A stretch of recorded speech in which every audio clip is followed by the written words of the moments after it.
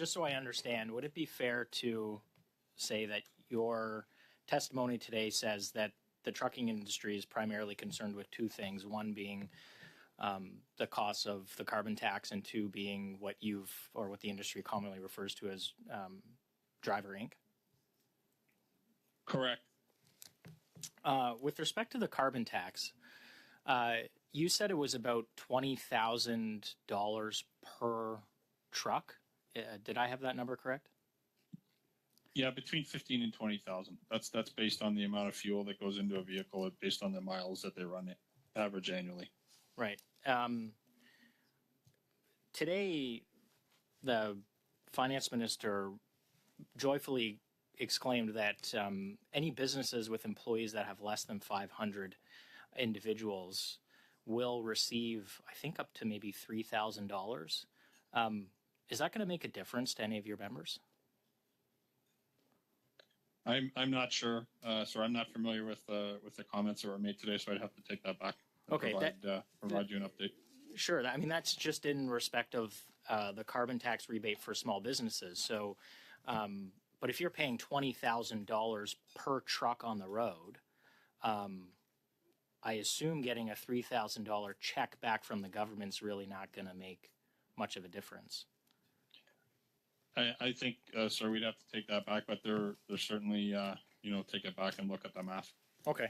I think too, just to clarify, so that is an increase. It's about a 6% increase in the overall total operating cost when you add those increases on an annual basis. So we talked about the razor thin margins and not a lot of room for things that happen to be able to recoup it and certainly pass it along. So certainly would want to look at that math and determine its potential impact. Wow. So you're saying the carbon tax is adding a 6% increase in cost to your members? Generally. Correct. Yeah. I assume margins are probably, if you're saying they're razor thin, they're probably less than 5% already, maybe even lower, correct? Depending on the sector being served, it can, it's very thin. 9.6 or 9.5 or 9.4 is probably what you'll see. But certainly, as you look at the numbers we've talked about today, it can eat into it pretty quick as the tax increases. Okay, I want to try to connect these two issues here for a second, if I might. Sometimes you're maybe able to pass the cost along to your customer about the increasing in carbon tax. Sometimes you have to eat it. But as one of your customers, am I now incentivized to explore cheaper, maybe less scrupulous ways of shipping my goods if I'm being faced with price increases throughout the chain? Of course you are. So those services would be offered, based on non-compliance, particularly on the side of CRA and on ESDC, like we've identified. That non-compliance allows an unscrupulous operator to lower their operating costs, lower their offerings to the supply chain at a more advantageous cost to folks that may want to purchase them. Some knowingly, some unknowingly. Majority of them are knowingly doing this. So, unfortunately.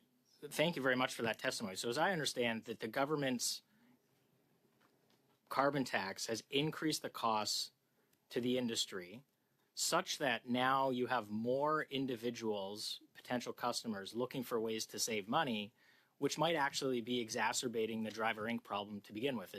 Would it be a fair characterization?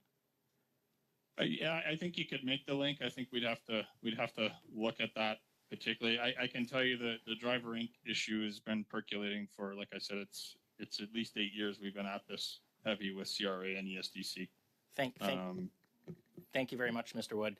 Mr. Cochrane, I enjoy a lot of your work. I will ask you in your personal capacity, not in representing your current role. There was a news article that saw the CRA been giving off waiving record amounts of debt that corporate taxpayers owe the government. The top 5 corporate write-offs was over $1 billion. Do you think that taxpayers deserve transparency about who these corporations are who are getting massive write-offs of their tax bill? Yes. More transparency is almost always better. Thank you very much for your testimony.